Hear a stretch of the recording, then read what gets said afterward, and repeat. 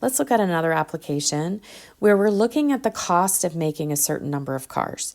And we know how many cars we make per unit time based on another equation. So we have the equation n of t is equal to 600t minus 5t squared. And we have the cost per number of units as 20,000 plus 6,000 n. Now, why on earth would they have that 20,000 added in there?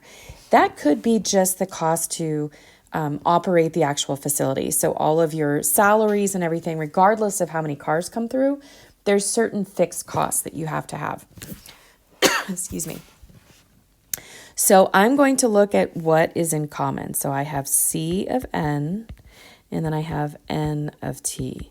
So do you see what I have in common is n, and this n is embedded inside my c. So I'm going to rewrite this as c of n of t. And then I'm going to go ahead and get the shell of that c done. So let me move this over here a little bit.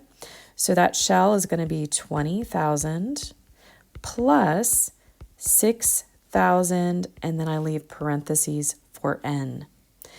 Inside that n is going to go this information. So 600t minus 5t squared. So now what I'm going to do is distribute that 6,000 across that expression. So I end up with 20,000, and again, these are in dollars, plus, so 6 times 6 is 36, and then when I'm multiplying by factors of 10, I have 1, 2, 3, 4, 5 zeros. 1, 2, I shouldn't have put that comma there yet.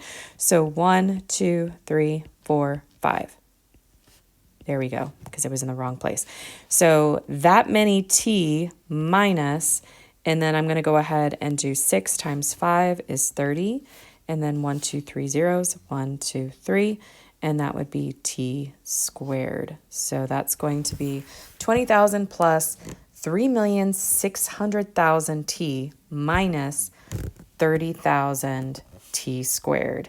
So this is going to be your cost to run a certain number of units given a specific time period.